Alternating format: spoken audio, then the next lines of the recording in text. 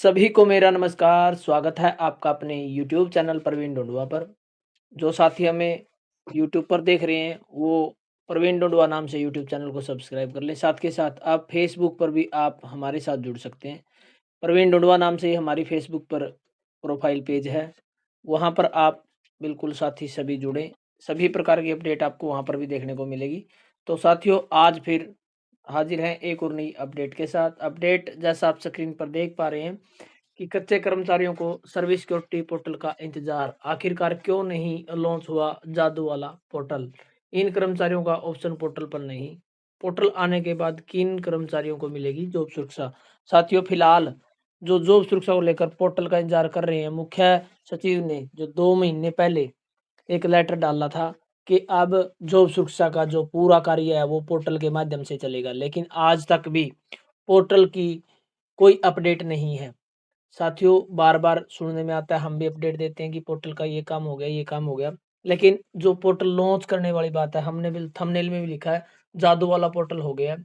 क्योंकि जो समय है काफ़ी बीत गया है और साथ के साथ अब जो समस्या आ रही है, कुछ कर्मचारियों का जो ऑप्शन है, जो पोर्टल पर देखने को नहीं मिलेगा, जिनकी जानकारी इस वीडियो में आपको देने वाले हैं। और आखिरकार पोर्टल लॉन्च होने के बाद किन-किन कर्मचारियों को आसानी से जॉब सुरक्षा मिलने वाली है, ये सभी प्रकार की अपडेट पाने के लिए आप लगातार फेसबुक और यूट्यूब पर जुड़े रहें। तो चलिए दिखाते हैं आपको पूरी अपडेट।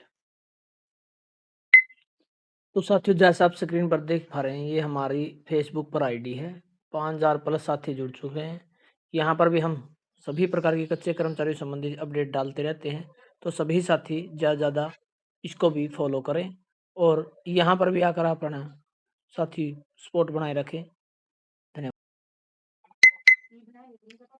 तो जैसा आप स्क्रीन पर देख पा रहे हैं साथियों, जो लगातार कच्चे कर्मचारियों की आवाज़ बुलंद कर रहे हैं, दैनिक सवेरा के संपादक डॉक्टर सुरेंद्र धीमान जी दोबारा फिर आप सभी की लगातार साथियों कच्चे कर्मचारियों की आवाज़ उठा रहे हैं और आज की जो न्यूज़पेपर में है कि अस्थायी कर्मचारियों को सर्विस सिक्योरिटी पोर्टल का इंतजार।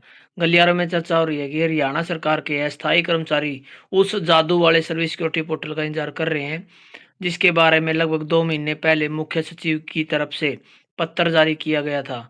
अस्थायी कर्मचारी इस सर्विस सिक्योरिटी पोर्टल का इंतजार कर रहे हैं, मगर उनका इंतजार लंबा होता जा रहा है। मुख्यमंत्री नायब सिंह सैनी ने विधानसभा चुनाव से पहले 5 साल की सेवा पूरी करने वाले अस्थायी कर्मचारियों को सिक्योरिटी जो सर्विस देने का लाभ दिया गया था। उन्होंने कैबिनेट में, जो आप सभी को पता है, कैबिनेट की मीटिंग के बाद 5 अगस्त को दो जो 5 अगस्त 2024 का आपके कानून भी लागू कर दिए गए थे। अगर चुनाव नजदीक होने के कारण एक विभाग को छोड़कर अन्य किसी भी विभाग ने सर्विस सिक्योरिटी का लाभ नहीं दिया था। जैसा कि आप सभी को पता है भाई, जब आपके एक्ट के अध्यादेश की घोषणा हुई थी, तो उसके बाद 15 अगस्त 2024 से एक्ट लागू था, जो आपका अध्यादेश है वो लागू कर दिया था। लेकिन एक डीपीआरओ विभाग को छोड़कर किसी ने भी इस लाभ को कच्चे कर्मचारियों को नहीं दिया। जब विधानसभा चुनाव में भाजपा तीसरी बार सरकार में आई, तो वहां पर साथियों नायब सिंह सैनी जी ने अध्यादेश को विधेयक के रूप में बदलकर विधानसभा में पारित करवा दिया। राज्यपाल की मंजूरी के बाद वह कानून अधिसूचित कर दिया गया, मगर चंद विभागों ने उसका लाभ फेर दिया। यानी उसके बाद भी कुछ ही विभागों ने इसका लाभ दिया। लगभग 1 साल बाद अगस्त 2025 में सरकार ने अधिनियम के तहत नियम सूचित किए, यानी आपकी एसओपी जारी कर दी। मगर फिर कुछ ही विभागों ने उसका लाभ दिया। उसके बाद भी कुछ ही विभागों ने इसका लाभ कच्चे कर्मचारियों को दिया। इसके बाद मुख्य सचिव ने पत्र निकाल दिया कि इसके लिए एक पोर्टल लॉन्च किया जाएगा। उसके बाद ही सर्विस सिक्योरिटी का लाभ पात्र कर्मचारियों की प्रक्रिया आगे बढ़ाई जाए। तब से ये कर्मचारी पोर्टल का इंतजार कर रहे हैं, मगर यह पोर्टल ही तैयार नहीं हो रहा। गलियारों में यह भी कहा जा रहा है कि सर्विस सिक्योरिटी देने के लिए जो पोर्टल तैयार किया जा रहा है, उसमें ऐसा प्रावधान करने का प्रयास है जिसमें उन अस्थायी कर्मचारियों को सर्विस सिक्योरिटी से वंचित होने का खतरा है, जिन्हें विभागों ने हरियाणा को स्वरोजगार निगम में पोर्ट नहीं किया है। अगर इस बिंदु को अभी से दूर नहीं किया गया तो सरकार की किरकिरी होनी तय है। गलियारों में कहा जा रहा है कि पोर्टल लॉन्च करने से पहले सरकार उन विभागों, बोर्डों, निगमों में विभागाध्यक्षों को पोर्टल पर पोर्ट करने का निर्देश जारी करे, जिन्होंने अभी तक अस्थायी कर्मचारियों को हरियाणा को स्वरोजगार निगम में पोर्ट नहीं किया है। तो साथियों, पूरा मैटर आप सभी को पता ही है। कहाँ से ये सिलसिला शुरू हुआ था? सिलसिला शुरू हुआ था 8 अगस्त 2024 की कैबिनेट बैठक से। चुनाव से पहले, विधानसभा चुनाव से पहले सरकार ने फैसला लिया था कि 5 साल पूरे करने वाले हरियाणा कौशल रोजगार निगम के कर्मचारियों पार्ट 1 और पार्ट 2 सभी को जॉब सुरक्षा में शामिल किया जाएगा। और एक अध्यादेश है साथियों जो राज्यपाल की मंजूरी के बाद 15 अगस्त 2024 को लाया गया। उसके बाद केवल एक ही डिपार्टमेंट ने उसका लाभ कच्चे कर्मचारियों को दिया। बाद में साथियों भाजपा तीसरी बार सरकार में आई और नायब सिंह सैनी जी ने जो आपका अध्यादेश था उसको विधेयक के रूप में विधानसभा में पारित करवा दिया और एक्ट बनकर कानून तैयार हो गया।